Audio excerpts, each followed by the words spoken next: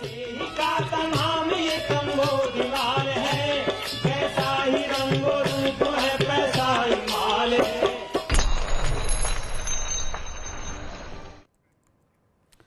नमस्कार, मैं हूं शुभम शंकरधर। आप देख रहे हैं मनी 9। समय हो गया है आपके पसंदीदा कार्यक्रम मनी सेंट्रल का। दिन की सबसे बड़ी, सबसे जरूरी खबरों के साथ तैयार है आपका मनी सेंट्रल। खबरों के विश्लेषण के लिए मेरे साथ स्टूडियो में मनी 9 के एडिटर जुड़ गए हैं। मनी 9 के एडिटर अंशुमान तिवारी जी मेरे साथ हैं। सर, बहुत स्वागत है आपका। अंशुमान जी से चर्चा शुरू की जाए उससे पहले आपको बता दें आज कौन सी खबरें इस शो का हिस्सा हैं। शुरुआत आज हम करेंगे टेली मार्केटिंग कंपनियों की शिकायतों पर। शिकायतों का अंबार लगा है। सरकार ने कल संसद में बताया कितनी शिकायतें हैं, इनके लिए क्या किया गया सरकार की ओर से, ये जानेंगे। मिरर ट्रेडिंग को कानूनी मान्यता देगा सेबी, ऐसा लग रहा है क्योंकि अभी हाल में एक ऐसा मैटर सेटल हुआ है। क्या है मिरर ट्रेडिंग, ये समझेंगे। लोन देकर चिंता में क्यों है बजाज फाइनेंस। जियो जल्द बेचती दिखेगी म्यूचुअल फंड। जी हां, मुकेश अंबानी की कंपनी हो सकता है आने वाले दिनों में आपको म्यूचुअल फंड बेचती दिखे, पीएमएस चलाती दिखे। क्यों है, किसके साथ तैयारी है, ये जानेंगे। फैक्ट्रियों का माल सीधे बिकेगा मॉल में। अब मॉल में जो माल बिकेगा वो सीधे फैक्ट्रियों से आएगा। क्या ये तैयारी है, क्यों ये तैयारी है, ये जानेंगे। और चीन पर क्या नरम पड़ रही सरकार। चीन ने, कल हमने आपको बताया, जेटई ने तैयारी की है भारत के साथ बातचीत की। तैयारी ये है कि भारत के साथ किसी कंपनी के साथ मिलकर एक जॉइंट वेंचर किया जाए, तकनीक लाई जाए, डिज़ाइन लाए जाए। सरकार तो ना कर रही थी, लेकिन कल एक बयान आया सरकार की तरफ से। वो बयान दिखाता है कि सरकार ने यू टर्न लिया है। कहा है कि नहीं नहीं, आप नियम माने, कायदे माने, आइए, आपका स्वागत है, आप हमारे देश में आइए और निवेश कीजिए। ये यू टर्न क्यों? चीन की कौन सी कंपनियां ऐसी हैं जो बिल्कुल तैयारी में हैं? कहाँ कहाँ चीन फिर से दिखने लगेगा? ये नरमी आई क्यों इतनी सख्ती के बाद? कभी हाँ कभी ना जैसी स्थिति क्यों है, ये जानेंगे आज दिन की सबसे बड़ी खबर में। शुरुआत मौसम की खबर के साथ। मौसम में बदलाव की वजह से पिछले 3 दशक के दौरान देश के 5 राज्यों में दक्षिण पश्चिम मानसून में कमी देखने को मिली है, बारिश में कमी देखने को मिली है। बुधवार को केंद्रीय मंत्री किरण रिजिजू ने एक सवाल के जवाब में ये जानकारी दी। केंद्रीय मंत्री ने बताया कि 1989 से 2018 के दौरान उत्तर प्रदेश, बिहार, पश्चिम बंगाल, मेघालय और नागालैंड में मानसून की बरसात में कमी आई है। इसके अलावा हिमाचल और अरुणाचल प्रदेश में भी कम बरसात हुई है। इस साल भी मानसून सीजन को आप देखें तो बिहार, झारखंड, पूर्वी उत्तर प्रदेश और पश्चिम बंगाल में सामान्य के मुकाबले कम बरसात हुई है। सर, पहली बात तो ये बरसात कितनी कम हुई किन किन जगहों पर, दूसरा इसका असर क्या होगा इस परिवर्तन का। शुभम, हम लोग लगातार मनी सेंट्रल में और इकोनॉमिकम में बता रहे हैं कि भारत के मौसम में बड़े बदलाव हो रहे हैं और वे दूरगामी बदलाव भारत की कृषि को जो उसको प्रभावित कर रहे हैं। इस पर हम विस्तार से चर्चा करते रहें। और इस बार जब एल नीनो का खतरा दिखाई दे रहा तो उस समय इस बात की संभावना थी कि भारत का मौसम इस एल नीनो के असर से प्रभावित होगा।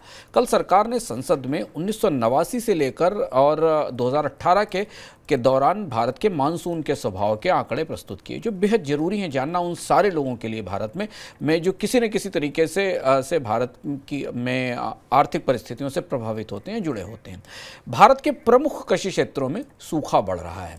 पहला उसकी हेडलाइन ये है, जो भारत के प्रमुख कृषि उत्पादक क्षेत्र हैं, जहाँ पर पूर्वी उत्तर प्रदेश है, बिहार है, पश्चिम बंगाल है और इसके अलावा मेघालय और नागालैंड के हिस्से हैं। इन हिस्सों में डिफिशिएंट रेन का प्रतिशत लगातार बढ़ता जा रहा है। इन हिस्सों में लगातार 1989 से लेकर 2018 के बीच कुछ ऐसे हिस्से हो गए हैं जहाँ पर 40% से ज़्यादा डिफिशिएंट रेन है। यानी यहाँ कृषि का स्वभाव बदल चुका है। हमें शायद वो महसूस नहीं हो रहा, पर यहाँ कृषि के तौर तरीके बदलने लगे हैं। ये वो हिस्सा है जहाँ से खरीफ की फसल का एक बड़ा हिस्सा आता है, खासतौर पर पैडी की फसल का।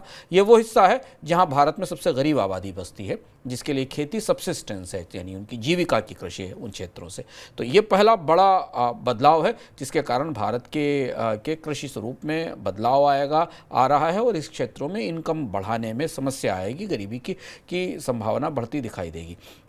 सरकार ने ही संसद में यह भी बताया कि अगर जिलों के आधार पर देखें तो साउथ वेस्ट मानसून के दौरान, या ये दक्षिण पश्चिम मानसून जिसका दौर इस समय चल रहा है, उस दौरान जिलों में तो और भी ज़्यादा स्थिति अलग अलग है। ये तो हमने आपको रीज़न वार बताया, पर अलग अलग जिलों में सूखे की समस्या और ज़्यादा है।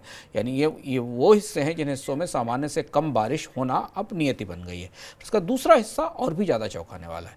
ये आंकड़े 1989 से 2018 के बताते हैं कि जो हैवी रेनफॉल के दिन थे, भारत के मानसून को बहुत संतुलित व्यवस्था माना जाता था प्रकृति की, जिसमें बहुत भारी बारिश के दिन बहुत कम होते थे। आमतौर पर मानसून में एक नियमित रूप से बारिश होती थी। अब यह माना जा रहा है कि पर्यावरण के परिवर्तन के हिसाब से सरकार के आंकड़ों ने बताया है कि शुभम हैवी रेनफॉल के दिन या भारी बारिश के दिन बढ़ते चले जा रहे हैं। यानी मानसून आता है देरी से, कई हिस्से को सूखा छोड़ जाता है, उसके बाद फिर मानसून से कुछ इलाकों में बेहद ज़्यादा बारिश होती है। इससे कुछ दूसरे राज्यों में खेती का, जीविका का, ज़िंदगी का पैटर्न बदल रहा है। ये ऐसे हिस्से हैं जैसे कि सौराष्ट्र, कच्छ और जो भारत का उत्तर पूर्वी हिस्सा है, राजस्थान का उत्तरी पूर्वी हिस्सा है, तमिलनाडु का उत्तरी हिस्सा है, आंध्र प्रदेश का उत्तरी हिस्सा है, ये उड़ीसा का दक्षिण पश्चिमी हिस्सा है, छत्तीसगढ़ के इलाके हैं, मध्य प्रदेश के इलाके हैं, पश्चिम बंगाल, मणिपुर और मिजोरम के और गोवा के कुछ इलाके हैं। इन इलाकों में सामान्य से ज़्यादा बारिश होना स्वभाव बन चुका है। यहाँ भी पूरी की पूरी प्रक्रिया जीविका की, लोगों के रहन सहन की, शहरों की स्थिति बदल रही है। और ये हमें आज दिख रहा है कि जिन शहरों में, जिन इलाकों में आमतौर पर बारिश सामान्य से कम होती थी, वहाँ इतनी बारिश है कि शहर के शहर बह रहे हैं बाढ़ में, और जिन इलाकों में सामान्य बारिश होने के कारण खेती बेहतर होती थी, वहाँ पर सूखा दिख रहा है। ये भारत की खेती के लिए बड़ा बदलाव है और नीति, फिलहाल अभी सरकार की नीतियाँ इसका कॉग्निजेंस नहीं ले पा रही, इसका संज्ञान नहीं ले पा रही भारत की कृषि नीतियों में, पर कि में इसका इस हिसाब से कोई परिवर्तन या बदलाव नहीं दिखता है।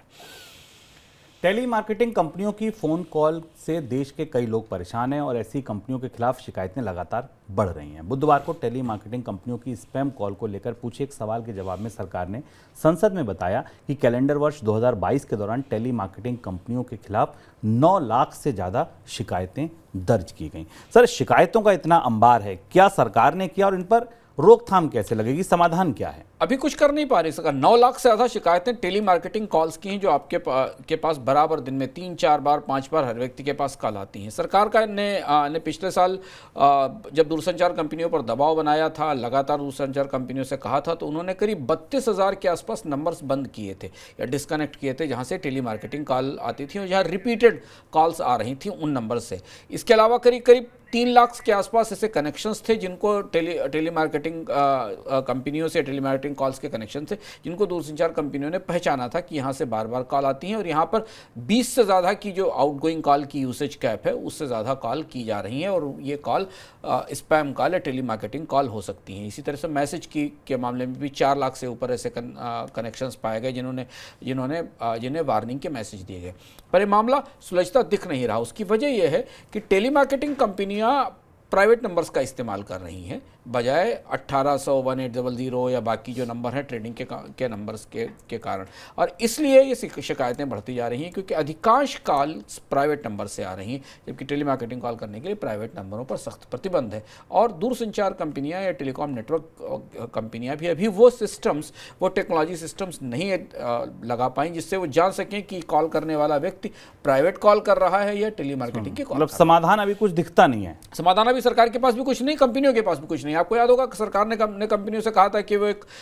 व्यवस्था बनाएं, आर्टिफिशियल इंटेलिजेंस का इस्तेमाल करें, मशीन लर्निंग की तकनीकें अडॉप्ट करें और समझने की कोशिश करें कि ये टेली मार्केटिंग कॉल है या नहीं है, पर बेहद मुश्किल दिख रहा है। टेलीकॉम कंपनियों से भी हमारी बात हो रही थी तो उनका कहना था कि कैसे तय किया जाएगा कि व्यक्ति जो मार्केटिंग की कॉल कर रहा है या वो अपने ज़रूरत के लिए कॉल कर रहा है। तो इसलिए ये समस्या अभी जहाँ की तहाँ बनी हुई है। कैपिटल मार्केट रेगुलेटर सेबी की तरफ से मिरर ट्रेडिंग के मामले को सेटल किए जाने के बाद पूरी दलाल स्ट्रीट पर यह चर्चा है कि मिरर ट्रेडिंग को कानूनी मान्यता मिल सकती है। सेबी ने हाल ही में एक ब्रोकिंग कंपनी के साथ मामले को सेटल किया है। मिरर ट्रेडिंग को कानूनी मान्यता मिले ना मिले, इससे पहले ये जानना जरूरी है कि मिरर ट्रेडिंग है क्या। इसमें एक तकनीक होती है, तकनीक के जरिए किसी दूसरे व्यक्ति की ट्रेडिंग रणनीति को आप पूरे पैटर्न को कॉपी कर लेते हैं और जैसे जैसे उसको प्रॉफिट लॉस होता है वैसे वैसे आपको लॉस होता है। सर, क्या व्यवस्था है और क्या इसको कानूनी मान्यता मिलेगी? ये मामला मुंबई की एक कंपनी है, इक्विटास इन्वेस्टमेंट कंसल्टेंसी, उसके मैनेजर का था और ये आरोप था कि उन्होंने एक ब्रोकर का जो ट्रेडिंग पैटर्न था उसे अडॉप्ट करके अपने यहाँ ट्रेडिंग की थी और ये मिरर ट्रेडिंग का मामला है। मिरर ट्रेडिंग का मतलब है कि एक तरीके के दो लोग एक जैसे ही रणनीति के साथ सौदे करते हैं। दिक्कत यह है कि इसे सेटलमेंट करने की बात का मतलब है कि सेबी इसे एक तरीके से परोक्ष रूप से सही मान रही है या इसे व्यवहारिक ठहरा रही है।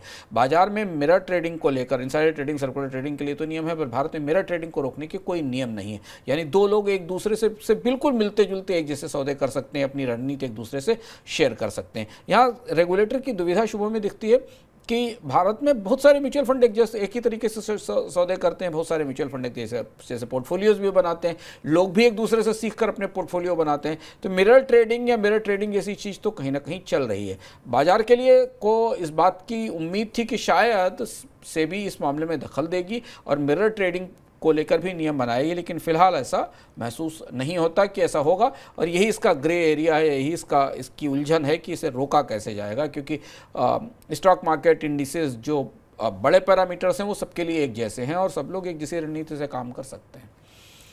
जीएसटी काउंसिल ने ऑनलाइन गेमिंग पर 28% जीएसटी लगाने का फैसला तो कर लिया है, लेकिन इस पर अभी तक अंतिम निर्णय नहीं हुआ है और 2 अगस्त को होने वाली ऑनलाइन बैठक में अंतिम निर्णय लिया जाएगा। 2 अगस्त की बैठक में तय होगा कि 28% टैक्स कैसे वसूला जाए और इसके लिए क्या नियम होंगे। कई गेमिंग कंपनियां इस टैक्स को लेकर आपत्ति भी जता रही हैं। सर, सरकार के भीतर आपको लगता है गेमिंग पर टैक्स कैसे लगे, इसको लेकर असहमतियां हैं? असहमतियां तो दिख रही हैं, क्योंकि वित्त मंत्रालय ने जीएसटी काउंसिल की बैठक के बाद राजस्व विभाग ने और जीएसटी काउंसिल की तरफ से बेहद सख्त और बड़े दूटोक बयान दिए गए थे कि गेमिंग के ऊपर अधिकतम टैक्स लगाया जाएगा, 28% टैक्स लगाया जाएगा, पूरी राशि पर लगाया जाएगा जो आप लगा रहे हैं।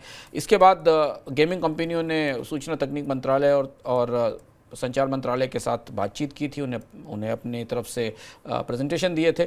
ऐसा लग रहा था कि लामबंदी काफ़ी तेज है। उसके बाद सरकार के एक दूसरे विभागों की तरफ से, सूचना तकनीक विभाग की तरफ से भी कहा गया कि इस पर विचार किया जाना चाहिए। अब जीएसटी काउंसिल की बैठक हो रही है इस बीच में, जबकि सरकार का सूचना तकनीक वाला महकमा मान रहा है कि टैक्स बहुत ज़्यादा है, जबकि वित्त मंत्रालय मान रहा है सख्ती के तौर पर। अभी ये स्पष्ट नहीं है कि कोई रियायत आएगी कि नहीं आएगी, लेकिन ये हो सकता है, जिसकी संभावना बनती दिखाई दे रही है। कोई बड़ी रियायत नहीं होगी, क्योंकि जीएसटी काउंसिल की तरफ से अभी भी ये संकेत है कि ये टैक्स ऐसे ही लगेगा 28% के आसपास से। टर्नओवर जो ऑनलाइन गेमिंग और कैसीनोज के पूरे टर्नओवर पर लगेगा, लेकिन ये हो सकता है कि कोई टैक्स रिबेट ऑफर की जा सके इस तरीके की कि जैसे मान लीजिए कोई गेम खेलते हुए आप वो राशि जीत जाते हैं और उसे फिर गेमिंग प्लेटफॉर्म में डिप्लॉय कर देते हैं, यानी जीतने के बाद फिर उसी राशि से दोबारा कोई दूसरा खेल खेलना शुरू करते हैं, तो शायद उस पर टैक्स में रियायत मिले। इसकी संभावना बनती तो दिखाई दे रही, पर वित्त मंत्रालय इस टैक्स को कम करने के लिए, वापस लेने के लिए रोकने के लिए राजी होगा, ये थोड़ा मुश्किल लगता है, क्योंकि वित्त मंत्रालय ने तो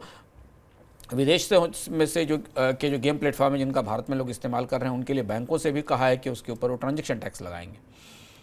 सामाजिक सुरक्षा को लेकर राजस्थान सरकार लगातार अग्रसर है। अभी हाल ही में राजस्थान में न्यूनतम आय गारंटी विधेयक विधानसभा में पारित हो चुका है। इसके तहत ग्रामीण और शहरी परिवारों को रोजगार की गारंटी मिलेगी। इसके अलावा राजस्थान राज्य में पुरानी पेंशन को बहाल करने वाला देश का पहला राज्य भी बना था। अब नई पहल क्या है कि राज्य सरकार ने गिग वर्कर्स के हितों को ध्यान में रखते हुए Rajasthan platform based gig worker registration and welfare विधेयक 2023 को मंजूरी दे दी है। इस बिल के पास होने से राज्य में करीब 4 लाख से ज़्यादा गिग वर्कर को फायदा पहुंचने की संभावना है। सर, क्या कानून है, क्यों लाया जा रहा है? ये अपने तरीके का पहला कानून राजस्थान की तरफ से एक दूसरी बड़ी पहल है। कानूनी आधार पर इसके अपने राजनीतिक मंतव्य भी हो सकते हैं चुनाव को देखते हुए, पर भारत में इस तरीके के कानून केंद्र सरकार की तरफ से, राज्यों की तरफ से नहीं आते।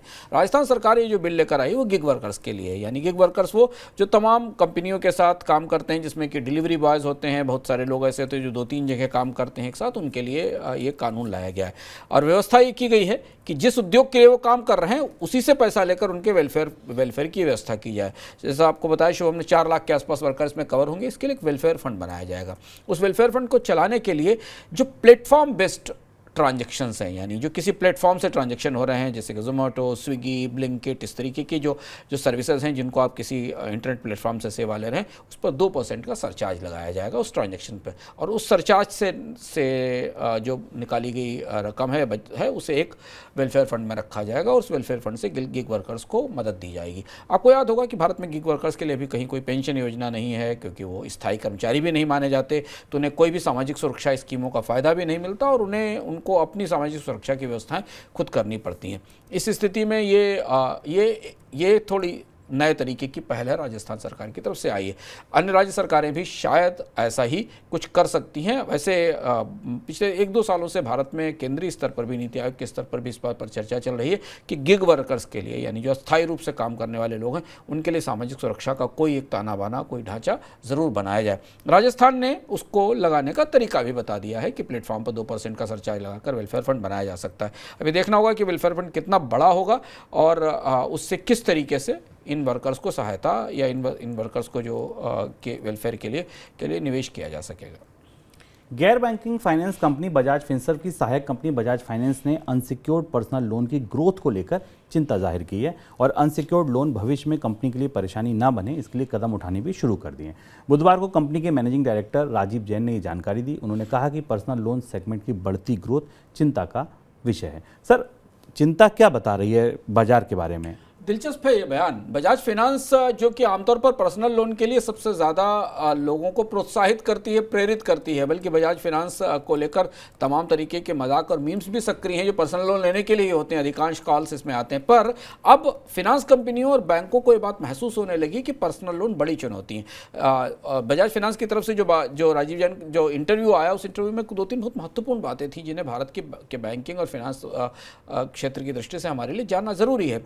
उन्होंने ये कहा कि क्रेडिट कार्ड और अनसिक्योर्ड पर्सनल लोन हमारी सबसे बड़ी चुनौती है और इनमें बहुत तेज बढ़ोतरी हो रही है। यानी एक तरफ वो बांट भी रहे हैं और दूसरी तरफ उस पर चिंतित भी हैं। एक तरफ वो लोगों को इस बात के लिए प्रेरित भी कर रहे हैं, फ़ोन करके, कॉल करके डिस्टर्ब भी कर रहे हैं कि आप ले लीजिए, और दूसरी तरफ कंपनी इस बात पर भी चिंतित है कि क्रेडिट कार्ड से जुड़े हुए और अनसिक्योर्ड पर्सनल लोन तेजी से बढ़ रहे हैं। उनका कहना यह भी था, एक और बहुत महत्वपूर्ण बात उन्होंने कहा कि हम इसमें एक साइकिल देख रहे हैं और इसमें यह भी देख रहे हैं कि वो लोग इन लोन्स को ज़्यादा देर ले रहे हैं जिनके पेइंग रिकॉर्ड्स अच्छे नहीं हैं, यानी जिनका पिछला भुगतान का तौर तरीका अच्छा नहीं है, जिनके पास जिनके क्रेडिट प्रोफाइल्स अच्छे नहीं हैं, और ये उस तरह इन लोन्स का फ़ायदा लेने में वो लोग आगे हैं। यानी इंडस्ट्री को ये दिख रहा है शुभम के आगे क्या होने वाला है। उनको लग रहा है कि वो ऐसे ट्रैप में जा रहे हैं जहां पर्सनल लोन और क्रेडिट कार्ड लोन देकर उसके बाद उनके डिफ़ॉल्ट झेलने पड़ेंगे।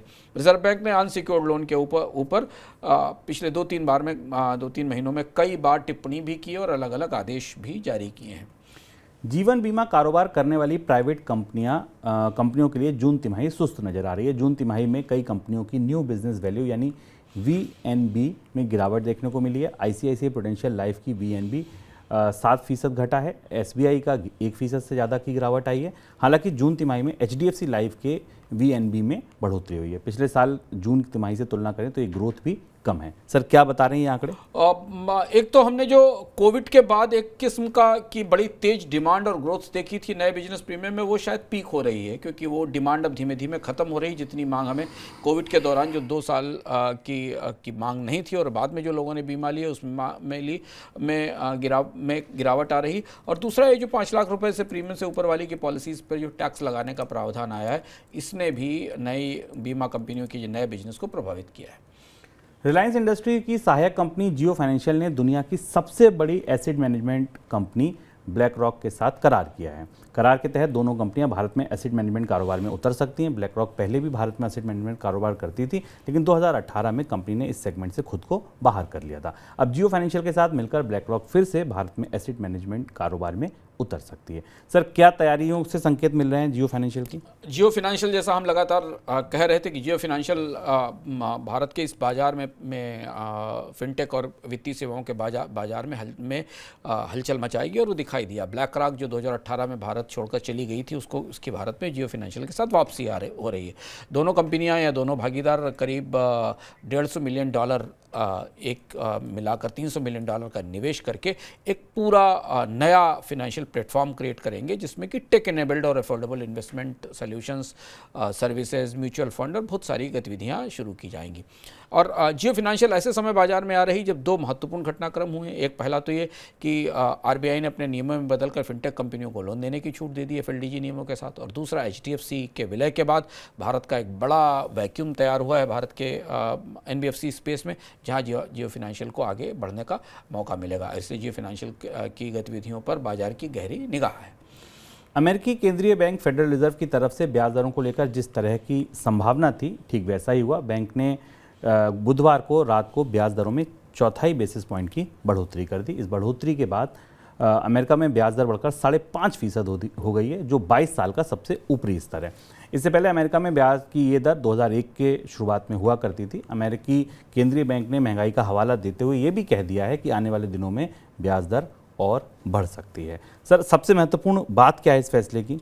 ब्याज दरों में बढ़ोतरी होगी, इसकी संभावना पहले से पता थी। 25 बेसिस पॉइंट की ब्याज दरें 2011 पिछले 16 सालों की सबसे ज़्यादा ऊंची ब्याज दर है। पर जो जेरोम पावेल के स्टेटमेंट में एक सबसे महत्वपूर्ण बात थी, जिसको लेकर बाजार ये तय नहीं कर पाया कि वो खुश हो या ब्याज दरें बढ़ाने के फैसले पर चिंतित हो। जेरोम पावेल ने कहा कि अमेरिका में मंदी आने की कोई संभावना नहीं। ये काफ़ी सिग्निफिकेंट और बड़ा और महत्वपूर्ण स्टेटमेंट है, क्योंकि कोशिश इस बात की थी कि ब्याज दरें बढ़ाई जाएंगी, डिमांड कम की जाएगी तो अमेरिकी अर्थव्यवस्था मंदी में जा सकती है। कल फेडरल रिजर्व की तरफ से आधिकारिक रूप से बात कही गई कि मंदी की कोई संभावना नहीं। खासतौर पर जो सिलिकॉन वैली बैंक और इन बैंक का कोलैप्स हुआ था उस समय भी इस बात की आशंका थी। तो यानी फेडरल रिजर्व एक नए तरीके की परिस्थिति के से मुकाबिल है।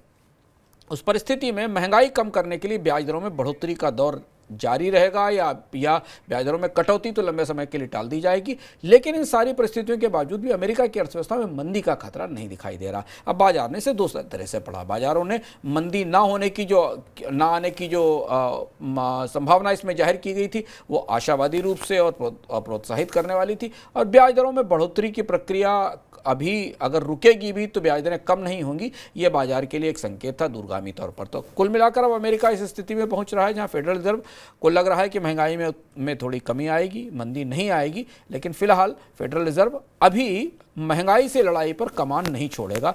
जेरोम पावेल ने कहा कि अगला फैसला आंकड़ों को देखकर होगा, डेटा पर आधारित होगा, जैसा महंगाई के आंकड़े आएंगे वैसा बताया जाएगा। हमेशा केंद्रीय बैंकों के सर पर दो चिंताएं एक साथ सवार रहती हैं, एक महंगाई को नियंत्रित करना, दूसरा ग्रोथ को न डूबने देना, ग्रोथ को न गिरने देना। तो कम से कम जेरोम पावेल ने कल ग्रोथ को लेकर जो उनके सर पर चिंता थी या बाकी लोगों को चिंता थी उसे लेकर स्थिति स्पष्ट कर दी है। भारत में ब्याज दरों में होने वाले बदलाव के रिस्क से बचाने वाले टूल ओवरनाइट इंडेक्स स्वैप में संकेत मिल रहे हैं कि अगले एक साल तक भारत में कर्ज सस्ता नहीं होगा।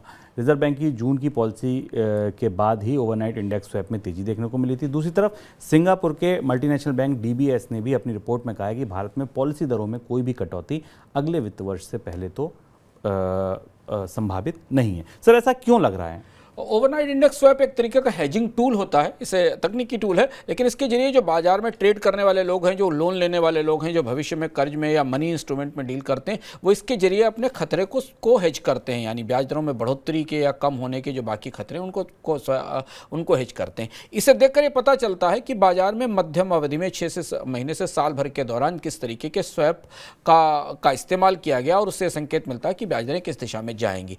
और यहाँ से जो संकेत मिल रहे हैं और जो अन्य विशेषज्ञों से भी संकेत आ रहे हैं उस हिसाब से भारत के बाजार में अगर ब्याज दरें नहीं बढ़ें तो कम होने की गुंजाइश नहीं दिखाई देती। अगला पूरा साल यानी लोकसभा के चुनाव के बाद ही इस बात की संभावना बनती दिखाई दे रही जब भारतीय बाजार में ब्याज दरें कम होंगी। अब इसको हम दो तरह से पढ़ सकते हैं, क्योंकि एक इस तरह से पढ़ सकते हैं कि भारत में कर्ज आने वाले एक साल तक महंगा रहेगा, नए कर्ज लेने वालों को महंगी 8 से 9% और दहाई के अंकों में ब्याज दर पर कर्ज लेना होगा। तो अगर आप कर्ज लेने की योजना बना रहे हैं तो आपके लिए परिस्थिति ऐसी ही है जैसी अभी है या आगे के लिए। अगर आपको कर्ज लेकर कोई मकान खरीदना है, कार खरीदनी है और बहुत अनिवार्य नहीं तो आप वेट कर सकते हैं 1 साल के लिए कर्ज लेने का, क्योंकि ये परिस्थिति 2024 के बाद आएगी। लेकिन अगर आप डिपॉजिटर्स हैं तो आपके लिए जो सुहाना मौका है ऊंची ब्याज दरें वसूलने का, बैंकों के साथ अपनी डिपॉजिट पर अच्छे रिटर्न लेने का, उसका मौका मत चूकिए। बाजार में ढूंढते रहिए कहाँ कहाँ आपको अच्छे ब्याज के विकल्प मिल रहे हैं। मनी 9 देखते रहिए, मनी 9 के पर हम लगातार आपको बताते रहते हैं कि कैसे आप अपनी बचत को संतुलित करें, क्योंकि अभी बैंकों में अच्छे रिटर्न की, जमा पर अच्छी रिटर्न की, FD पर ऊंचे ब्याज दर मिलने की पार्टी 1 साल जारी रहेगी। आगे बढ़ते हैं दिन की सबसे बड़ी खबर की तरफ।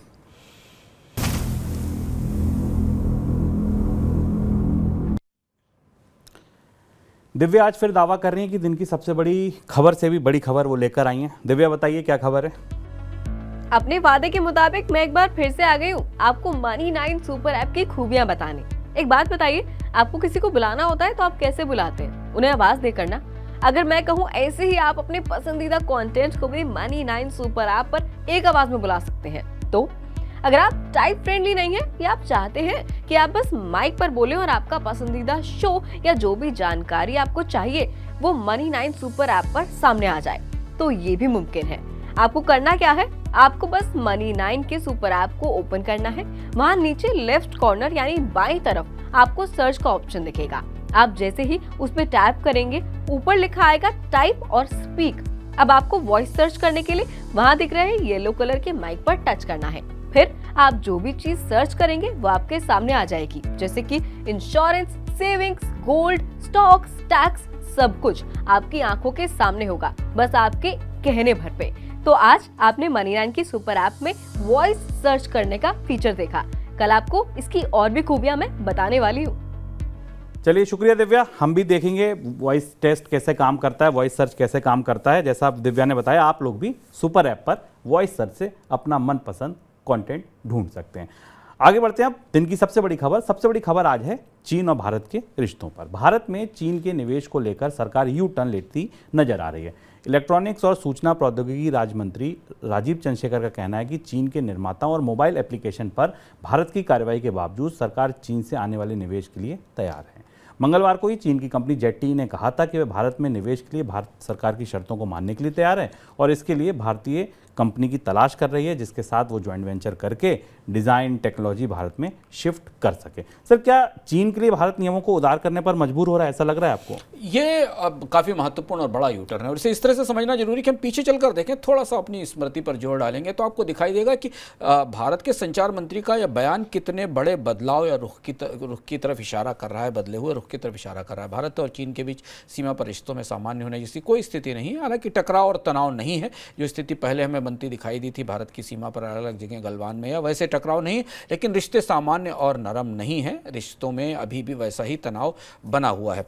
लेकिन भारत ने पिछले 1-2 साल में चीन को लेकर अपनी आर्थिक नज़रिए में बड़ा और बेहद सख्त बदलाव किया था। पहले हम उस फैसले का जिक्र करते हैं जिस फैसले का संकेत शुभम ने दिया, जिसमें कि चीन की सबसे बड़ी auto company electric vehicle company BYD का प्रस्ताव खारिज किया गया। उसके साथ 58 और प्रस्ताव भी चीन के खारिज किए सरकार ने, और उसके तत्काल बाद अगले दिन सरकार की तरफ से कहा गया कि चीन की कंपनियों का खुले हाथ से स्वागत है भारत में निवेश के लिए। किस्सा शुरू होता है अप्रैल 2020 से। अप्रैल 2020 में भारत का जो उद्योग मंत्रालय था, जिसके तहत विदेशी निवेश आता है, FDI आता है, उसने एक प्रेस नोट जारी किया गया था। इस प्रेस नोट का नंबर था प्रेस नोट 3। आमतौर पर भारत में विदेशी निवेश से जुड़े हुए नियमों के जो प्रेस नोट जारी होते हैं वो नंबर के साथ जारी होते हैं, तो इस नंबर का नंबर था प्रेस नोट 3।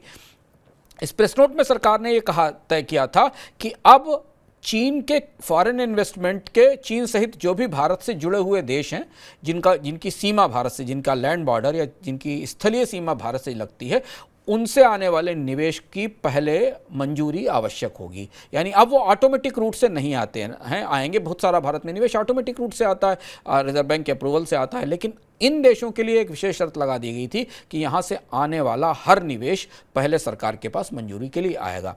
उसका नतीजा ये हुआ कि इंडियन जो आंकड़े बताते हैं कि भारत ने अप्रैल 2020 के बाद चीन के 435 प्रपोजल भारत में मंजूरी के लिए आए और भारत ने केवल 97 प्रस्तावों को मंजूरी दी 2020 से लेकर 2023 के बीच में।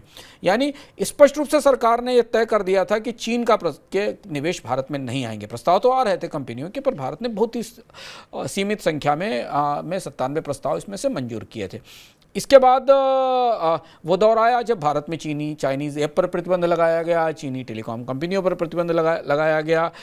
कई सारे प्रस्ताव जो कंपनियां लेकर आई थीं, जब भारत का नज़रिया बदला तो प्रस्ताव उन्होंने विड्रॉ कर लिए, उन्होंने वापस कर लिए। अब ये बड़ा शिफ्ट दिख रहा है।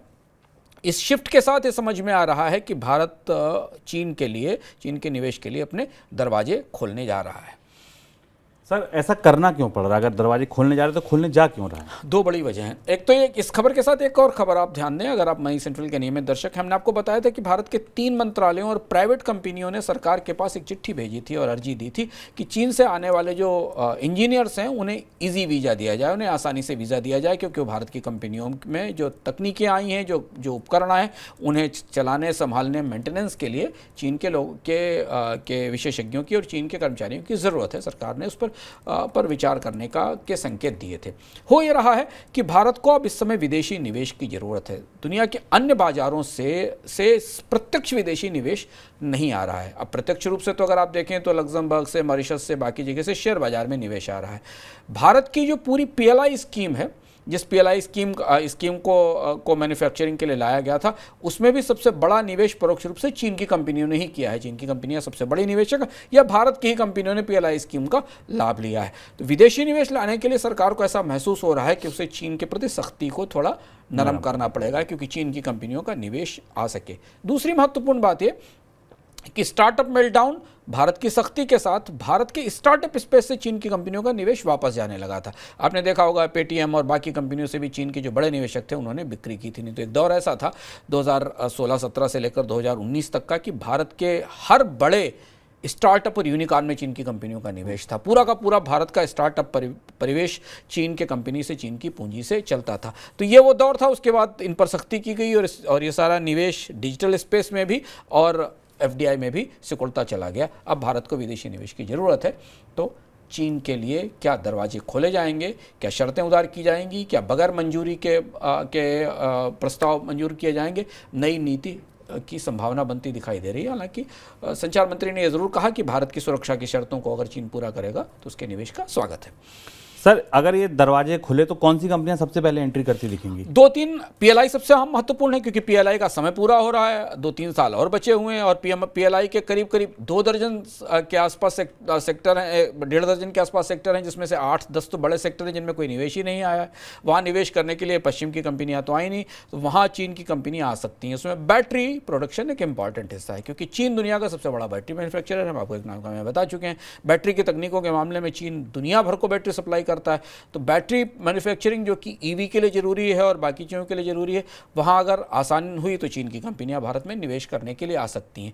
दूसरा, जैसे हमने देखा शीन जैसी कंपनी जिसको रिलायंस अभी लेकर आई है, इसे भी भारत में आने का रास्ता मिलता दिखाई दे रहा है। जो गारमेंट बनाने वाली कंपनी है वो भारत से एक्सपोर्ट करेगी। तो दूसरा बड़ा हिस्सा ये है। तीसरा, इसके अलावा कुछ और भी कंस्ट्रक्शन कंपनियाँ हैं जिन्हें भारत के में अवसर पहले मिले थे 2020 से पहले, जब तक ये सख्ती नहीं की गई थी।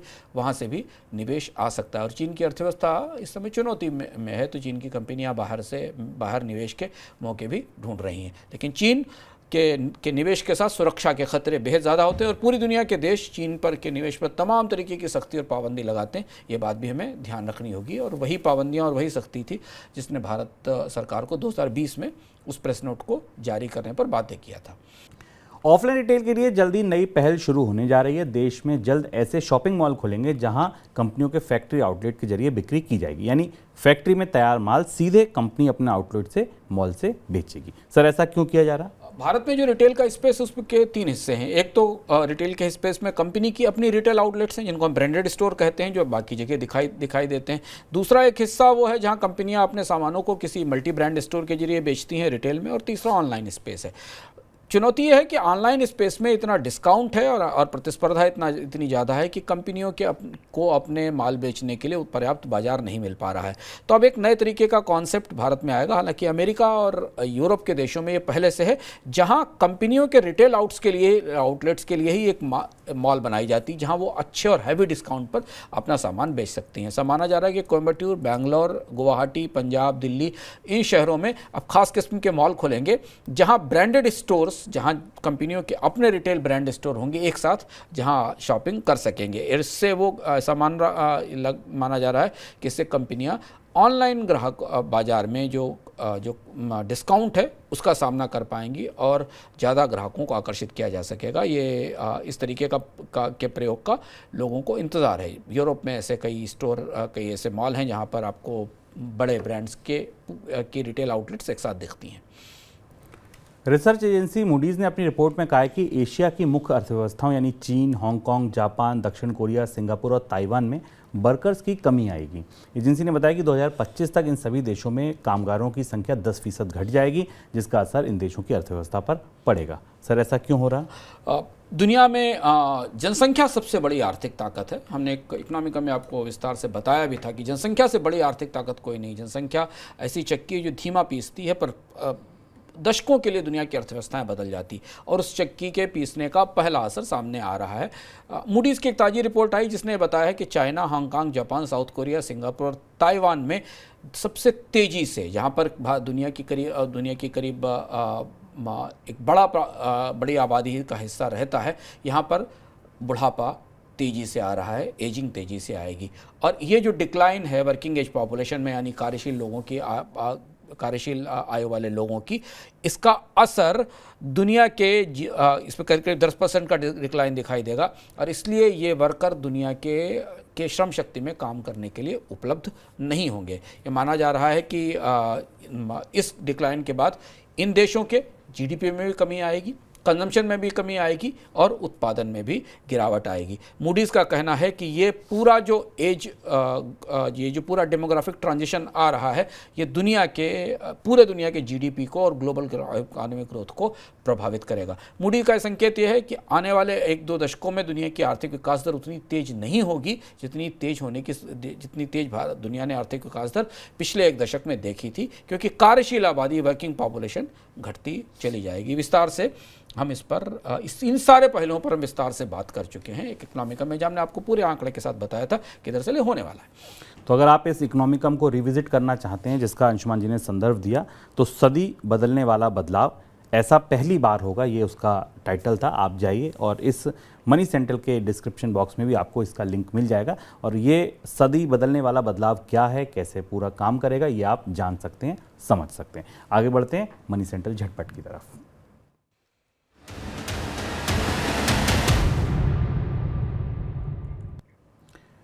उत्तर प्रदेश सरकार की आवासीय ज़रूरतों को पूरा करने के लिए 11 शहरों में जल्द ही बड़ी आवासीय योजना लाने की योजना है। इस योजना के तहत गरीबों और निम्न मध्य आय वर्ग के लोगों के लिए 20% घर अनिवार्य रूप से बनाए जाएंगे। राज्य सरकार लखनऊ, कानपुर, वाराणसी, मुरादाबाद, बरेली, अलीगढ़, गोरखपुर, आगरा, मेरठ, सहारनपुर और प्रयागराज में आवासीय योजनाएं लाएगी। इन शहरों में अर्बन सीलिंग में फंसी करीब 1137.26 हेक्टेयर जमीन मिलेगी। कतर इन्वेस्टमेंट अथॉरिटी यानी QIA रिलायंस समूह की रिलायंस रिटेल वेंचर्स में करीब 1% हिस्सेदारी लेने के लिए बातचीत कर रही है। QIA रिलायंस रिटेल में 1% हिस्सेदारी करीब $1 अरब यानी 8200 करोड़ रुपए में खरीद सकती है। वैश्विक स्तर पर सुस्त ग्रोथ और ज़्यादा महंगाई की वजह से दुनिया भर में कर्ज डूबने के मामले बढ़ सकते हैं। बुधवार को यूरोप के कई दिग्गज बैंकों ने इस बात की आशंका जताई है। यूरोपियन बैंकों ने यह भी कहा है कि कर्ज डूबने के मामलों पर नजर बनाए रखनी होगी और स्थिति ना बिगड़े इसके लिए समय रहते कदम भी उठाने होंगे। ट्विटर, जो अब एक्स हो गया है, उसके जरिए कमाई को लेकर एलन मस्क अब एक तरह से वसूली पर उतर आए हैं। एक्स या ट्विटर पर गोल्डन टिक वाली कंपनियों को कहा गया है कि जिन्होंने पिछले 30 दिन में विज्ञापन पर $1000 खर्च नहीं किए, उन्हें 6 महीने में $6000 खर्च करने होंगे। उनका गोल्डन टिक हट जाएगा अगर उन्होंने ऐसा नहीं किया। इस पॉलिसी को 7 अगस्त से लागू किया जा रहा है। NCLT ने गो फर्स्ट को लीज पर विमान देने वाली कंपनियों को याचिकाओं को खारिज कर दिया। याचिकाओं में गो फर्स्ट को दिए गए विमानों को वापस लेने की अनुमति देने का आग्रह किया गया था। NCLT ने कहा कि विमान परिचालन फिर से शुरू करने के लिए उपलब्ध है, क्योंकि DGCA ने उसका रजिस्ट्रेशन रद्द नहीं किया है। NCLT की 2 सदस्यीय पीठ ने कहा है कि विमानों और इंजनों का स्वामित्व गो फर्स्ट के पास रहेगा। सर, कोई टिप्पणी आपकी? एलन मस्क की ये जो नई कोशिश है, ये बड़ी अनोखी और अजीब व गरीब सी है।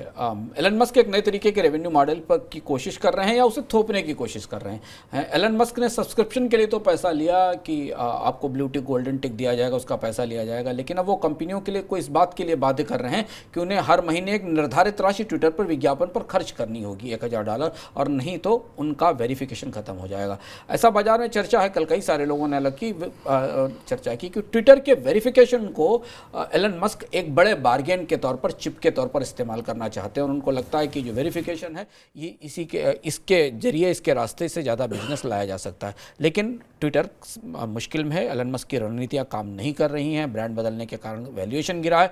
और ये दूसरी तरफ बाजार में अब ये भी चर्चा है कि एलन मस्क इसे एक फिनेंस कंपनी में, एक फिनटेक कंपनी के तौर पर बदलना चाहते हैं, जैसा उन्होंने कहा है कि इसमें कई सारी सेवाएं मिलेंगी, और उस स्पेस में अमेरिका में बेहद तगड़ी प्रतिस्पर्धा है, जहाँ पर ये बैंकिंग और वित्तीय सेवाओं की तरफ ले जाना चाहते हैं। ट्विटर को लेकर एलन मस्क की मार्केटिंग और आर्थिक रणनीति अभी तक स्पष्ट नहीं हो पा रही है, जिसका असर कंपनी की साख पर भी है और कंपनी के राजस्व पर भी दिख रहा है। तो ये था हमारा आज का मनी सेंट्रल। कल फिर आऊँगा शाम को 7 बजे नए संस्करण के साथ। तब तक दे दीजिए इजाज़त। आप बने रहिए मनी 9 के साथ। नमस्कार।